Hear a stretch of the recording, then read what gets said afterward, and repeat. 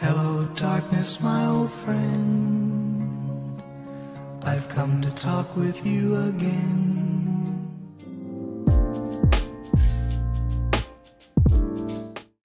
Hello there, friends, and welcome back to my channel.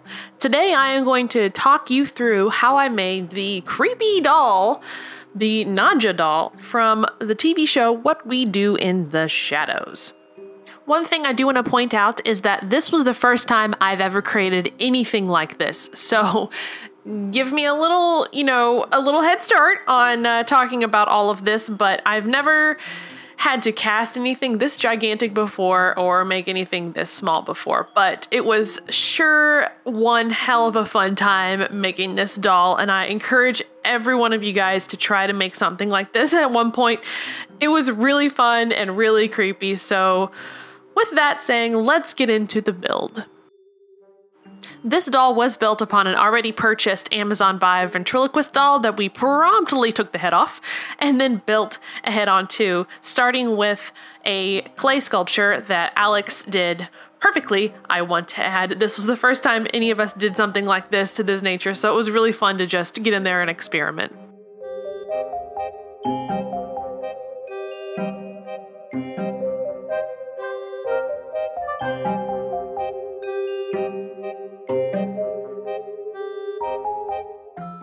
To smooth out the texture of your clay before casting it, take some rubbing alcohol over the surface of it and it will actually smooth out the clay before you're ready to make a mold out of it. Right here you are seeing my base that I am constructing for to get ready to pour the mold. This is a two-part mold that we did, and so you have to construct a base for the mold to be the first part to be poured upon, and then once that is set and dry, that is when you pour the second half of the mold.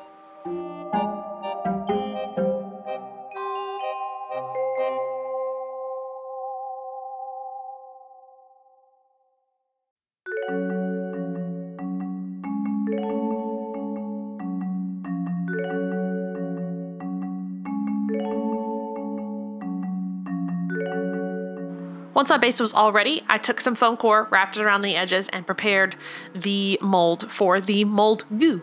We used Smooth On's Umu Cast 30 for this, and we used a lot of it.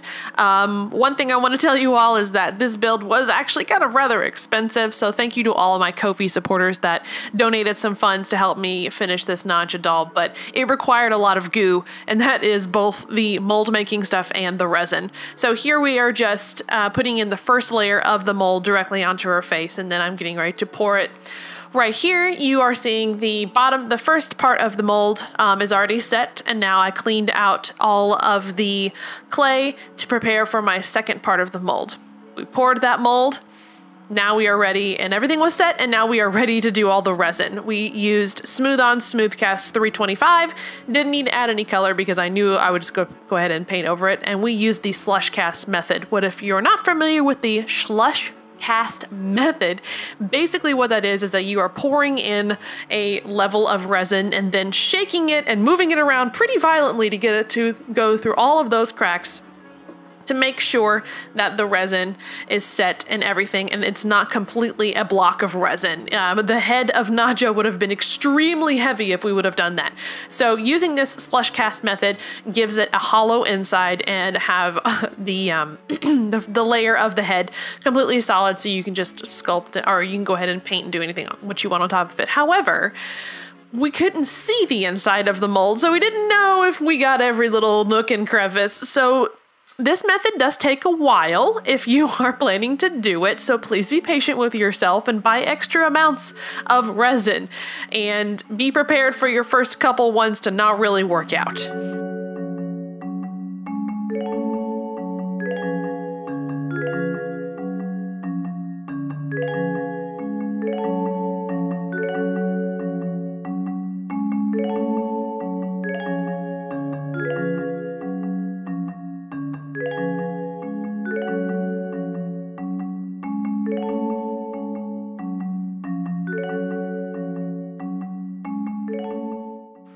The first cast that we pulled out actually worked pretty good. However, we did have one soft spot in her head, so we obviously knew we had to cast another one, but I needed 2 casts anyways because I needed to make a wig for it.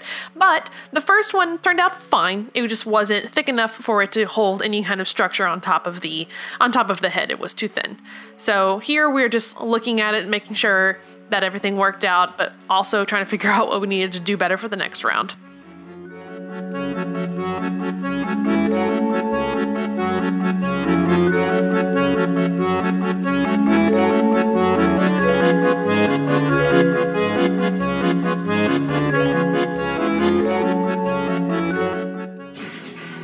This is what happens when you pour too fast. Or too slow. Pour too slow. What the fuck? Ah! We are going to do this one in 3 different segments. We did a round of 60 grams.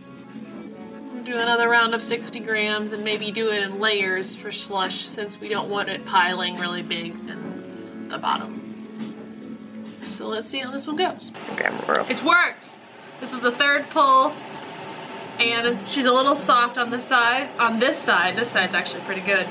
But it will be perfect. So now we have to paint her face, and then I have to start crafting her wig and then making her clothes. And then it's gonna be super creepy. It's cursed. Cursed.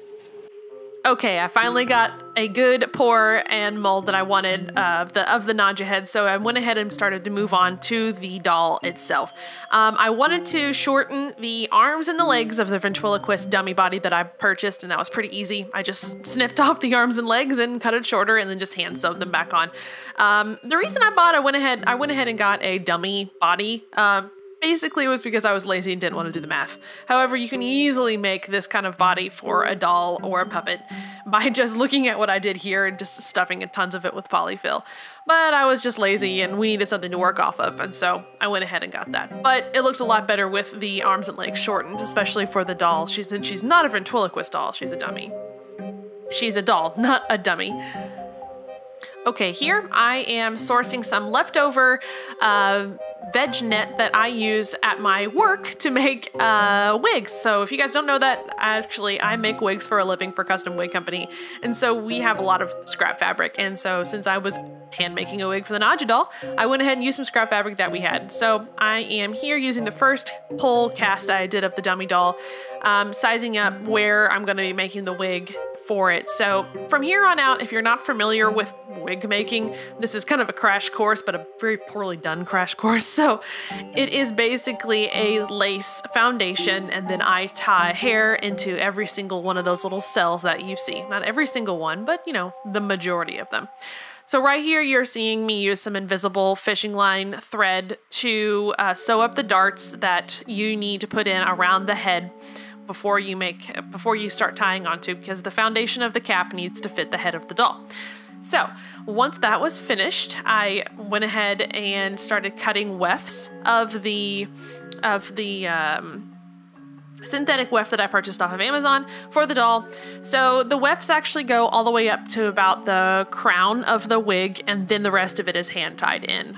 Using wefts is just an easier way to get hair in faster instead of just hand tying it in. And also it's fine because the doll itself has a lot of hair, so it's fine to put more hair in there besides just tying it in. So here I am pinning in the weft, and then I'm going to sew it in with that invisible thread that you saw that I used earlier.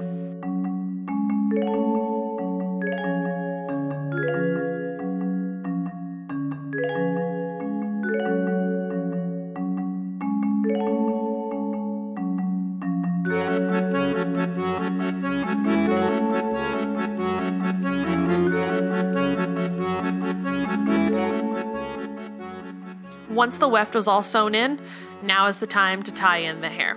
So for the next couple of little scenes, you'll see me hand tying in synthetic hair. And this is what I do every day. This is my 9 to 5. Can you believe it? I love it. It's very relaxing, but also really, really cool. It's a lost art, in my opinion, ventilating.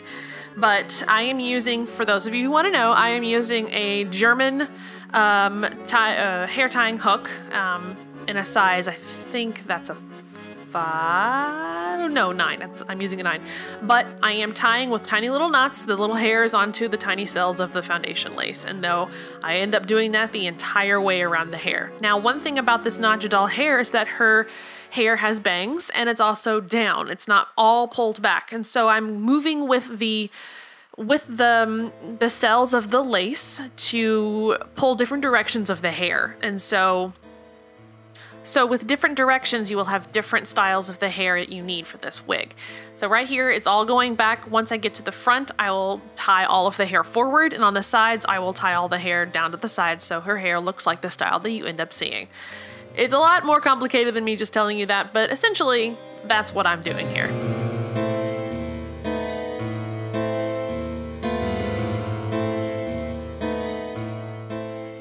Once I had my tiny little wig done for the Nadja doll, I went ahead and moved to what I thought was my favorite part of the whole build was the painting of the face, painting of the doll face. I am using Plaid FX's Plaid's FX paint, which has a little bit of elasticity to it, and it ended up working just fine. I used the beige color.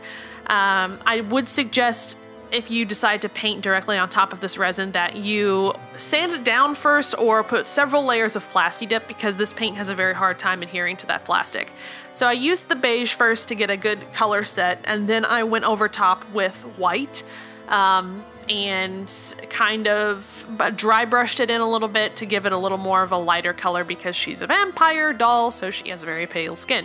And I did the same thing for the hands, so you can see the color difference there, the white one versus this true beige one. So once I had the skin texture the way I wanted, I moved on to the makeup. And that's just basically taking color and just painting it into where I needed to. To give the doll a lot of depth, you know, use a lot of different colors. So from here on out, you'll see me just go ahead and painting the makeup and the eyes and putting all of the really cool features into the creepy doll head.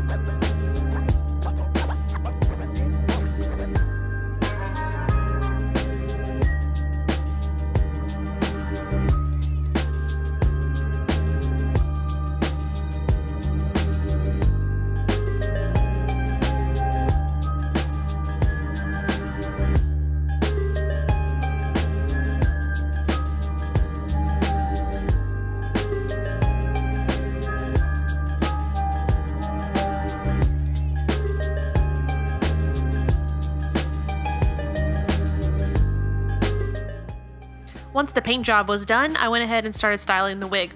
I pulled the hair, gave it a good brushing first, pulled the hair forward for the bangs, trimmed the bangs first, and then trimmed the rest of the hair.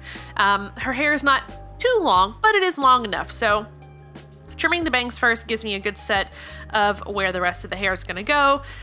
Pretty simple, cut and chop and style. And then once I had the hair cut, I moved ahead and went to the clothes. Now the doll clothes were an interesting little project. I've never really made doll clothes before, and I didn't really want to do a whole lot of math and to try to size down exactly my pattern to a doll that's much, much smaller than I am. So I basically used the doll body as a mannequin and just draped pieces of cloth on top of it and sewed it in where it was. But I did make the doll clothes removable, so if I wanted to make another outfit for the Nadja doll to match a different outfit of mine, I could do that. The first thing I did was take a whole bunch of measurements so I knew, and then just started taking a bunch of scrap fabric from my obvious garment builds and pinning it and seeing where it goes.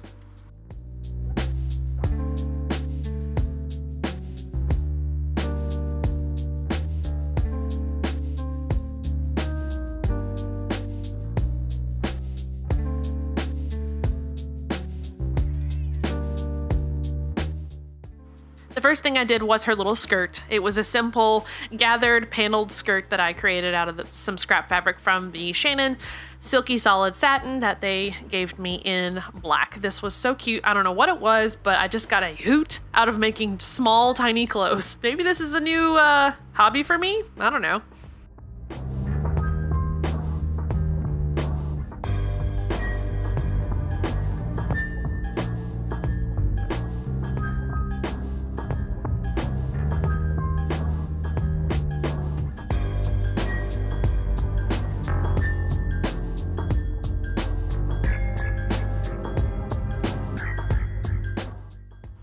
Once the skirt was finished, I moved on to the little bodice.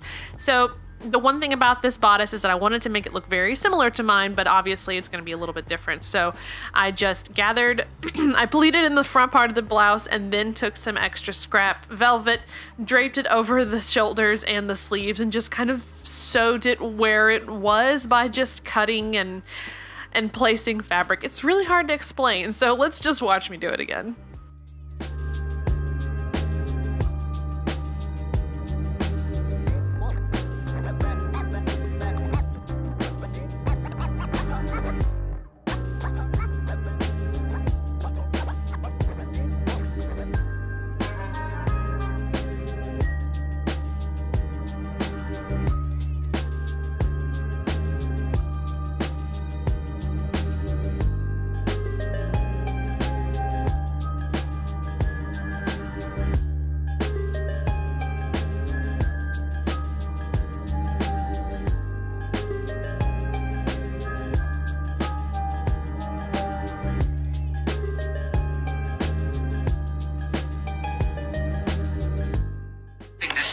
I love it so much. Look at, oh shit.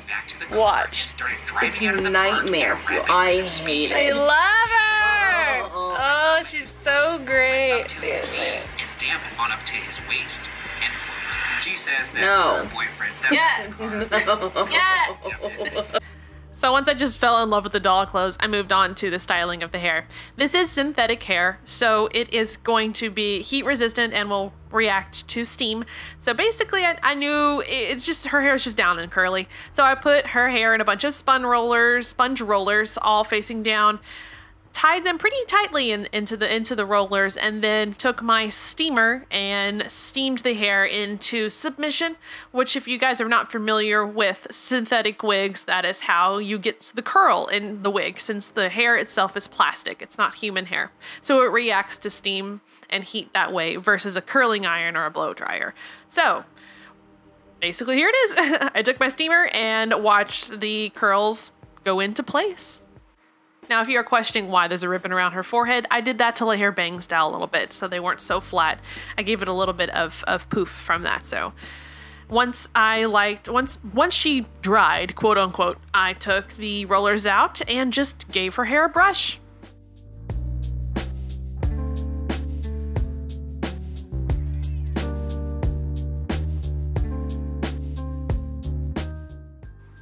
The very last thing I did was apply eyelashes, which in my opinion just was the cherry on the top for this doll. She was missing one little thing, and I was the eyelashes. Oh, and her little cat ears as well. Those were created out of extra hair on top of some upholstery foam that I had just laying around. But the lashes, in my opinion, were just the cherry on top for this whole build. So cute and weirdly creepy. But there she is, everybody. That is my Nadja doll that I created. I absolutely love her. I think she is perfect for my Nadja cosplay. I just can't get over it. I love it. It's one of my favorite props I've ever made.